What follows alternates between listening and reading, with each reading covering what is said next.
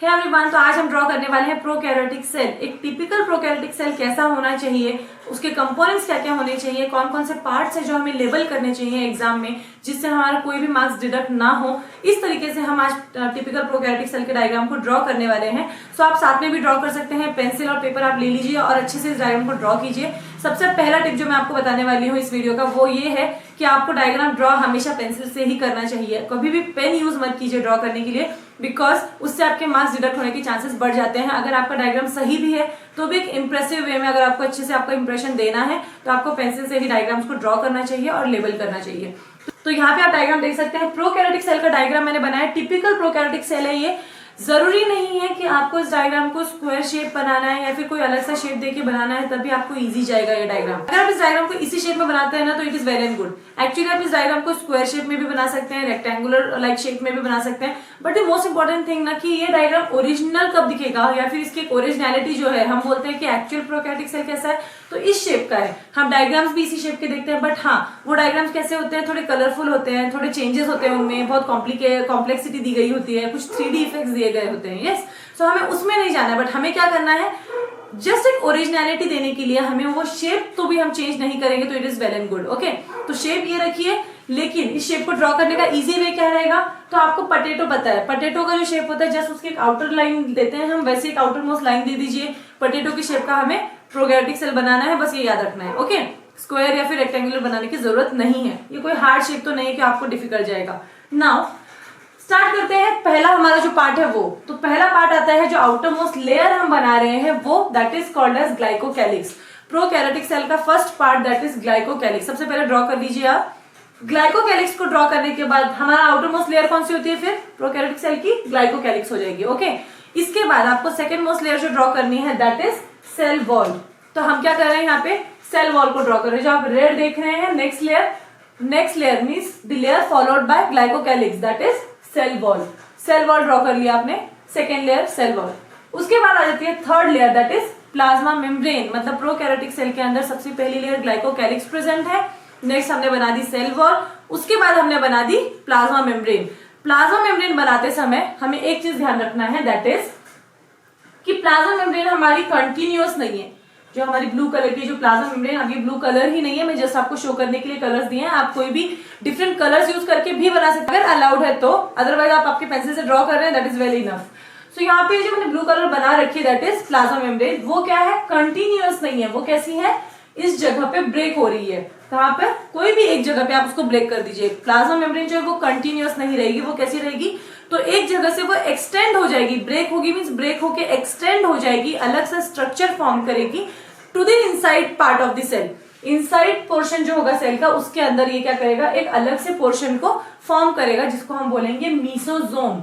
इसको हमने क्या नाम दे दिया है फिर, मीसोजोम। आपके मीसोजोम्स जो है वो कैसे फॉर्म होते हैं, फिर extensions of plasma membrane we can say. Yes, अगर ऐसा क्वेश्चन आता है कि extensions of plasma membrane and fill in the blanks, so you can write here mesosome. So different types of questions arise होते हैं इस एक स्ट्रक्चर के ऊपर से, जिसको आपको आंसर करना बहुत इजी हो जाता है। जस्ट आप एक बार ध्यान से देख लेंगे कि डायग्राम को कैसे बनाना है, उसके ऊपर से आपके क्वेश्चंस जो है उनके सॉल्यूशंस आपके पास रेडी हो जाते हैं। यस, इसलिए आपको वीडियो को अच्छी तरीके से देख लीजिए ताकि आपको टिप्स जो मैं बीच में भी बता रही हूँ, आपके जो एनसीईआरटी बेस्ड टिप्स होने वाले हैं, एनसीईआरटी बेस्ड लाइंस जो मैं बीच में यूज करने वाली हूँ, इन सबके लिए आपको बहुत ज्यादा हेल्प हो जाएगी आपके एग्जाम्स में। नेक्स्ट थिंग आती है 3 लेयर्स ऑफ, हम प्रोकैरियोटिक सेल देख रहे हैं, glycocalyx, cell wall and plasma membrane.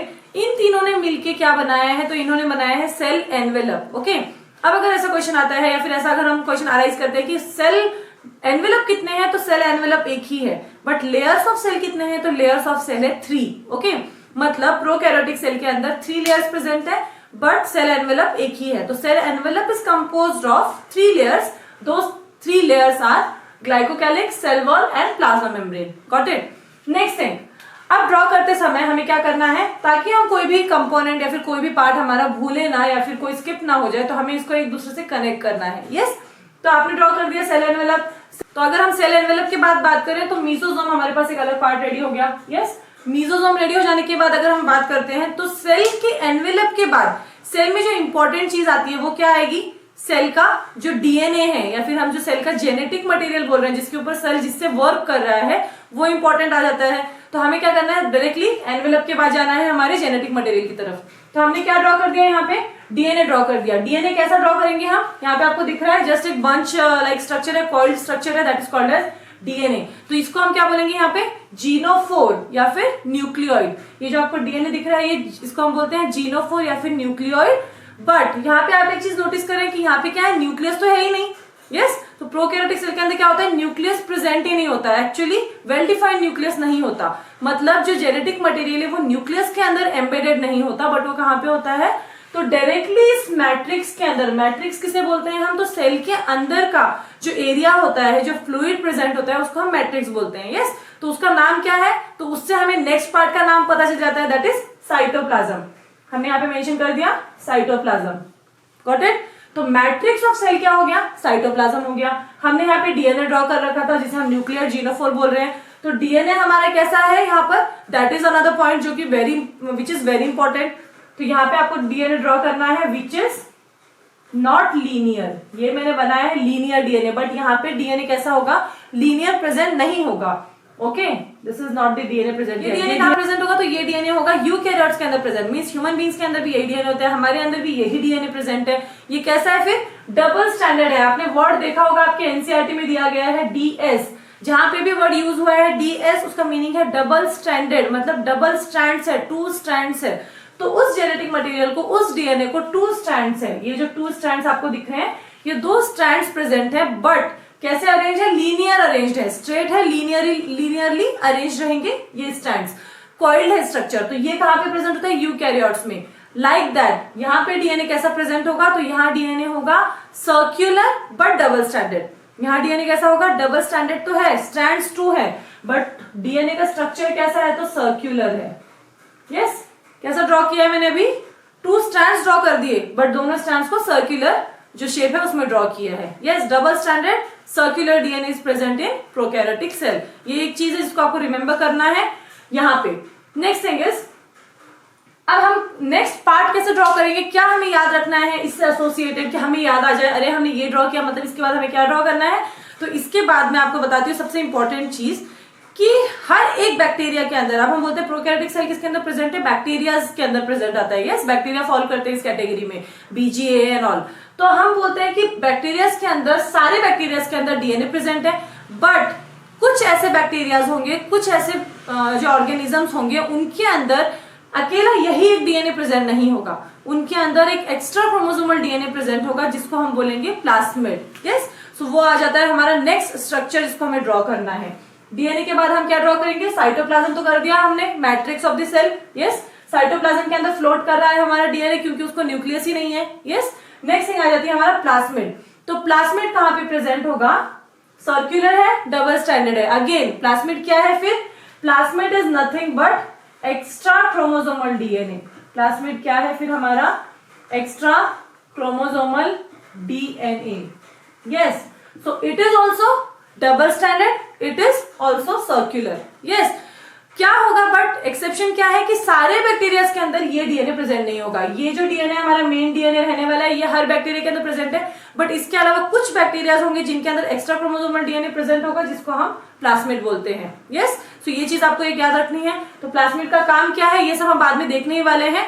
तो हर एक पार्ट का जो यूज है वो हमें देखना है बाद में। तो यहाँ पे हम जस्ट एक डायग्राम रिप्रेजेंटेशन कर रहे हैं जो कि आपको इजी जाए, जो कि आपको इजी वे में ड्रॉ करने के लिए सुटेबल हो, वो हम यहाँ पे डिस्कस करने वाले हैं।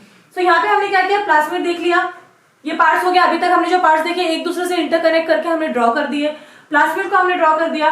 प्लास्मिड के बाद एक चीज आ जाती है अब इंटरकनेक्टेड, अगेन नेक्स्ट पार्ट के लिए। तो नेक्स्ट पार्ट ड्रॉ करने के लिए हम क्या करेंगे, प्लास्मिड जिस बैक्टीरिया के अंदर प्रेजेंट होता है, हमें क्या याद रखना है, जिस बैक्टीरिया के अंदर भी, सब बैक्टीरिया के अंदर प्लास्मिड प्रेजेंट नहीं है, जिस भी बैक्टीरिया के अंदर प्लास्मिड प्रेजेंट होगा उस बैक्टीरिया के अंदर क्या प्रेजेंट होगा, फिर पिल्लाई प्रेजेंट होंगे। यस, जहां पे जिस बैक्टीरिया के अंदर प्लास्मिड प्रेजेंट होगा उन बैक्टीरिया के अंदर पिलाई फॉर्मेशन होगा। ये जो आपको एक्सटेंशन दिख रहे हैं, अभी ये पिलाई मैंने यहाँ पे एक छोटा ड्रॉ किया है ताकि प्लास्मिड से आपको जस्ट इसका पता चले कि यहाँ पे भी पिलाई प्रेजेंट है। मींस जब प्लास्मिड प्रेजेंट है, जहां पे भी प्लास्मिड दिखता है जिस बैक्टीरिया के अंदर, उस बैक्टीरिया के अंदर पिलाई फॉर्मेशन होगा। Yes, got it. तो यहाँ पे पिलाई फॉर्मेशन हो गया, मतलब ये हमारा एक नेक्स्ट पार्ट हमने ड्रॉ कर दिया। अब पिलाई के ही जैसा एक दूसरा एक्सटेंशन हमें यहाँ पे दिखता है, that we are calling as flagella. Yes, यहाँ पे आपको दिख रहा है जो ग्लाइकोकैलिक्स आपकी जो आउटरमोस्ट लेयर बनाई है हमने ग्लाइकोकैलिक्स के ऊपर से कुछ एक्सटेंशंस जा रहे हैं, ये हो गए एक्सटेंशंस। ओके, तो ये जो एक्सटेंशंस हम बना रहे हैं, ये एक्सटेंशंस कैसे, इनको हम क्या बोलेंगे, फ्लैजिला। ये जो एक्सटेंशंस होते हैं they are called as flagella. इसका यूज क्या होता है, इसका यूज होगा मूवमेंट, लोकोमोशन, क्योंकि ये सेल के बाहर से एक्सटेंशंस प्रेजेंट है, इनको हम बोलते हैं फ्लैजिला, जो कि मूवमेंट में हेल्प करते हैं। प्रोकैरियोटिक सेल का जो मूवमेंट होता है, फिर जो बैक्टीरिया का मूवमेंट होने वाला है, उसकी मूवमेंट में हेल्प करेंगे, जिसे हम लोकोमोशन भी बोलते हैं। That is the function of this flagella. Next thing आ जाती है, इसके बाद हमें क्या ड्रॉ करना है, तो इसके बाद हमें ड्रॉ करना है the only component, the only organelle actually present in prokaryotic cell. Prokaryotic cells के अंदर डबल मेम्ब्रेन ऑर्गेनेल्स प्रेजेंट नहीं है, माइटोकॉन्ड्रिया हो गया, देन योर न्यूक्लियस हो गया, ये सारे जो ऑर्गेनेल्स है वो प्रेजेंट नहीं है प्रोकैरियोटिक सेल के अंदर। प्रोकैरियोटिक सेल के अंदर सिंगल मेम्ब्रेनस ऑर्गेनेल्स भी प्रेजेंट नहीं है, like your Golgi bodies, then your micro bodies and all. तो प्रोकैरियोटिक सेल के अंदर क्या प्रेजेंट है, तो सिर्फ एक ही ऑर्गेनेल प्रेजेंट है जिसका नाम है राइबोसोम। यस, तो राइबोसोम्स प्रेजेंट होते हैं प्रोकैरियोटिक सेल के अंदर। कहाँ प्रेजेंट होते हैं, तो वो प्रेजेंट होंगे, हमने यहाँ ड्रॉ किया है, ये जो आपको ब्लैक दिख रही है लाइन, आपको जैसे कि रेगुलर लाइन ड्रॉ करनी है black, that is called as mRNA. MRNA होगा मींस मैसेंजर आरएनए। तो प्रोकैरियोटिक सेल के अंदर मैसेंजर आरएनए प्रेजेंट होगा, जिसके ऊपर जो आप ये रेड बॉल्स देख रहे हैं या फिर जो रेड सर्कल्स हमने ड्रॉ किए हैं, इसको हम बोलेंगे राइबोसोम्स। एमआरएनए मैसेंजर आरएनए के ऊपर राइबोसोम्स प्रेजेंट होंगे, means associated with mRNA. Yes, so इसको हम बोलेंगे राइबोसोम्स। अगेन इसके अलावा राइबोसोम्स कहाँ प्रेजेंट होते हैं, तो राइबोसोम्स प्रेजेंट होंगे associated with this plasma membrane. हमारी जो इनर लेयर है उसके पास भी राइबोसोम्स प्रेजेंट होंगे एसोसिएटेड। आपके एनसीईआरटी बुक जो है उसमें दिया गया है कि एसोसिएटेड विद प्लाज्मा मेम्ब्रेन होते हैं राइबोसोम्स प्रोकैरियोटिक सेल्स के अंदर। तो उस लाइन के हिसाब से, एनसीईआरटी लाइन के हिसाब से आपको ड्रॉ करने हैं with respect to this plasma membrane only. यहीं पे आपको ड्रॉ करने हैं आपके राइबोसोम्स। नेक्स्ट, इतना हमने देख लिया यहाँ पे। इसके बाद जो नेक्स्ट इंपॉर्टेंट चीज आ जाती है, यहाँ पे दो स्ट्रक्चर्स दिख रहे हैं आपको, स्मॉल दो सर्कल्स मैंने ड्रॉ किए हैं, उनको हम बोलेंगे इंक्लूजन बॉडीज। तो इंक्लूजन बॉडीज भी एक ऐसी चीज है जो यहाँ पे प्रेजेंट है। यस, इन सबको हमें डिटेल में देखना ही है, so don't worry about that. यहाँ पे सिर्फ आपको याद रखना है कि आपको ड्रॉ क्या क्या करना है। यस, सो हमने यहाँ पे देख लिया एक पूरा स्ट्रक्चर। ओके, सारे पार्ट्स हमने यहाँ पे ऑलमोस्ट कवर कर लिए हैं, सारे, ऑलमोस्ट नहीं, सारे ही पार्ट्स हो गए कवर यहाँ पर। अब आपको क्या करना है, इसका इजी वे क्या है, क्या किया आपने, सबसे पहले रिवाइज कर लेते हैं। ग्लाइकोकैलिक्स ड्रॉ कर लिया हमने, outermost layer. First of all envelope क्या है, सेल एनवेलप 3 लेयर से बन रहा है, एक ही एनवेलप पे 3 लेयर से बनता है। 3 लेयर्स कौन से हैं, फर्स्ट आ गई ग्लाइकोकैलिक्स, सेकंड आ गई सेल वॉल, थर्ड आ गई हमारी प्लाज्मा मेम्ब्रेन। ड्रॉ कर दी हमने। प्लाज्मा मेम्ब्रेन जो है वो क्या हो रही है, कंटिन्यूअस नहीं है, वो एक जगह से ब्रेक होगी और एक्सटेंड हो जाएगी to the internal side of the cell, जिसको हम बोलेंगे मीसोजोम। ओके, मीसोजोम बन गया हमारा। नेक्स्ट पार्ट कौन सा आ जाता है, उससे एसोसिएट हमने देख लिया कि नेक्स्ट पार्ट आता है एनवेलप के बाद इंपॉर्टेंट क्या है, तो हमारा मटेरियल, जेनेटिक मटेरियल। तो जेनेटिक मटेरियल हमने ड्रॉ कर दिया, जिसे हम बोल रहे हैं जीनोफोर या फिर न्यूक्लियोइड। ओके, न्यूक्लियोइड या फिर जीनोफोर हमने ड्रॉ कर दिया। डीएनए जो कि डबल स्टैंडर्ड है, सर्क्यूलर है। नेक्स्ट, एक एक्स्ट्रा क्रोमोसोमल डीएनए प्रेजेंट होता है कुछ बैक्टीरिया के अंदर, जिसे हम बोलते हैं प्लाज्मिड। तो प्लाज्मिड हमने ड्रॉ कर दिया यहाँ पे, डबल स्टैंडर्ड रहने वाला है, ये भी एक्स्ट्रा क्रोमोसोमल डीएनए कुछ बैक्टीरिया के अंदर। जिन बैक्टीरिया के अंदर ये प्लाज्मिड प्रेजेंट होगा, उन बैक्टीरिया के अंदर पिलाई फॉर्म होगा। तो पिलाई फॉर्म हो गया मींस हमने पिलाई भी ड्रॉ कर दिए, छोटे जो एक्सटेंशंस होते हैं लाइक फ्लैजिला ओनली, वो हमने ड्रॉ कर दिए। इसके बाद हम देख रहे हैं कि ये जेनेटिक मटेरियल कहाँ पे है, न्यूक्लियस के अंदर नहीं है, डायरेक्टली फ्लोट कर रहा है मैट्रिक्स के अंदर। तो उस मैट्रिक्स को हम क्या बोल रहे हैं, साइटोप्लाज्म। तो साइटोप्लाज्म हो गया ये हमारा मैट्रिक्स, इसको भी हमने लेबल कर दिया। नेक्स्ट आता है हमारा पार्ट की एक ही ऑर्गेनेल प्रेजेंट है, जो प्रोकैरियोटिक सेल है एक ही ऑर्गेनेल प्रेजेंट है, तो वो कौन सा है, राइबोसोम्स है। राइबोसोम्स कहाँ होने वाला है, फिर एमआरएनए के ऊपर हम ड्रॉ करेंगे राइबोसोम्स को, वहां एक बार प्रेजेंट होंगे मैसेंजर आरएनए के ऊपर, और दूसरे कहाँ प्रेजेंट होंगे, तो वो प्रेजेंट होंगे in association with plasma membrane. वहां पे हमने राइबोसोम्स ड्रॉ कर दिए। नेक्स्ट आ जाते हैं हमारी ये 2 इंक्लूजन बॉडीज जो हमने यहाँ पे ड्रॉ किए हैं।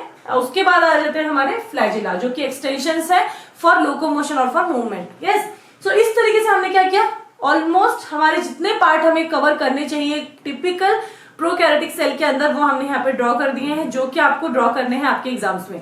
इसमें का आपको कोई भी पार्ट छूटने का चांस ही नहीं, क्योंकि आपको हर चीज जो है एक दूसरे से हमने इंटरकनेक्ट करके यहाँ पे ड्रॉ की है, ताकि आपको हर चीज याद रहे, कोई भी चीज आपसे छूटनी नहीं चाहिए। यस, सो बच्चों आई होप कि आपको हर एक पॉइंट अच्छे से क्लियर हो गया होगा। हर एक पार्ट का डिस्क्रिप्शन हमें अभी देखना है इन द नेक्स्ट वीडियो, तो आप पहले तो चैनल को सब्सक्राइब कीजिए ताकि आपको जितने भी इंपॉर्टेंट चीजें हैं, जितने भी इंपॉर्टेंट जो लेक्चर्स मैं कंडक्ट करती हूँ वो आप तक पहुंचे। और अगर आपको ऐसा लगता है कि कोई भी टॉपिक है जो कि आपको इजी वे में सीखना है या फिर कोई भी टॉपिक है जो आपका हार्ड जा रहा है, do comment me about that topic and do subscribe the channel, like the video if you are getting any kind of knowledge from this video. Thank you for watching.